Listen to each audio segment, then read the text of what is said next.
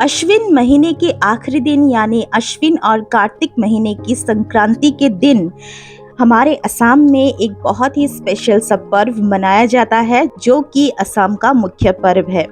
असम का मुख्य पर्व बिहू होता है और बिहू साल में 3 बार के लिए आता है।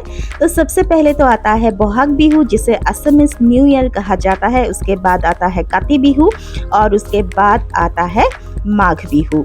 बोहाग बिहू और माघ बिहू को बहुत ही हर्षोल्लास के साथ असम में मनाया जाता है, लेकिन काती बिहू साल के बीच में आता है और काती बिहू को कोंगाली बिहू कहा जाता है असमीज में, क्योंकि काती बिहू दोनों बिहुओं से बहुत हटके है और अलग है। काती बिहू के दिन असम के लगभग हर घरों में नया तुलसी का पौधा लाया जाता है और उस नए तुलसी के पौधे को लगाया जाता है, क्योंकि तुलसी को विष्णु प्रिया लक्ष्मी स्वरूपा कहा जाता है और कार्तिक मास जैसे कि विष्णु भगवान को समर्पित होता है।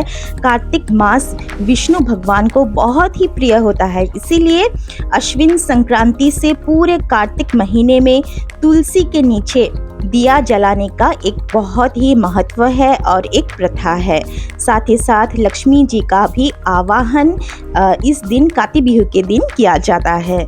जैसे कि असम कृषि प्रधान राज्य है और असम में बोहाग बिहू यानी बोहाग बिहू आता है अप्रैल के महीने में और अप्रैल के महीने के बाद ही खेती का काम स्टार्ट किया जाता है और कार्तिक महीना साल के बीच में आने के कारण रोपाई में भी बहुत समय रह जाता है। इसीलिए जहाँ पे चावल रखा जाता है जो हम भौराल कहते हैं असम इसमें, यानी आप गोदाम भी कह लो, तो चावल के जो गोदाम है वो लगभग खाली होने लगता है और उस समय खाने की थोड़ी कमी रहती है। इसीलिए काती बिहू या कोंगाली बिहू को इतना हर्ष उल्लास से मनाया नहीं जाता है। और इस साल काती बिहू बहुत ही खास है हमारे लिए, क्योंकि नवरात्रि के दौरान ही इस साल काती बिहू जो है वो पड़ रहा है। तो यहाँ पे मेरी माता रानी है, माँ दुर्गा है, तो मैंने आपको इसी वीडियो में दिखा दिया माता की चौकी मेरी। काती बिहू मेनली लक्ष्मी पूजा ही होता है, क्योंकि तुलसी जी को लक्ष्मी स्वरूपा माना जाता है और उस दिन असम के जितने भी लोग होते हैं सभी माता तुलसी के नीचे शाम को दिया जलाते हैं और माता लक्ष्मी को अपने घर में आमंत्रित करते हैं। साथ ही साथ जो लोग कृषि से जुड़े हुए होते हैं वे लोग माता लक्ष्मी से अपनी फसलों की रक्षा के लिए प्रार्थना भी करते हैं। कृषि से जुड़े हुए लोग काती बिहू में अपने खेत खलिहानों में आकाश दीप भी जलाते हैं और माता लक्ष्मी से प्रार्थना करते हैं कि माता लक्ष्मी उनकी फसलों की रक्षा करे। स्पिरिचुअलिटी के साथ साथ खेत में आकाश दीप जलाने का एक साइंटिफिक रीजन भी होता है, क्योंकि इस समय में खेत में जो फसल होते हैं वो फसल लगभग पकने को होते हैं और उस समय जो कीड़े मकोड़े होते हैं वो कीड़े मकोड़े पके हुए फसलों पे अटैक करते हैं, खाने आते हैं। तो जब आकाश दीप खेतों में लगाया जाता है तो आकाश कीड़े मकोड़े नष्ट हो जाते हैं।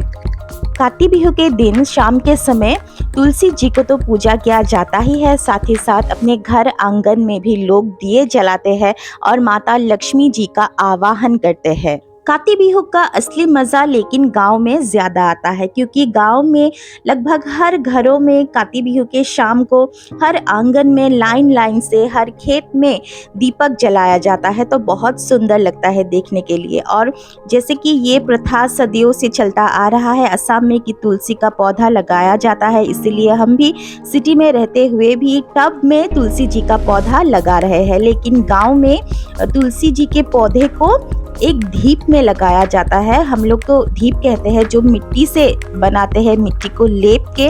आप लोग इसे क्या कहते हो मुझे बताना ज़रूर कमेंट करके। और फिर उसी धीप में शाम के समय गांव में दिया जलाया जाता है और लक्ष्मी स्वरूपा माता तुलसी जी का पूजा किया जाता है। काती बिहू के दिन लोग अपने सामर्थ्य के अनुसार माता तुलसी जी के नीचे भोग रखते हैं प्रसाद के रूप में, और हम यहाँ पे दे रहे हैं नारियल चावल और हरा साबुत मूंग।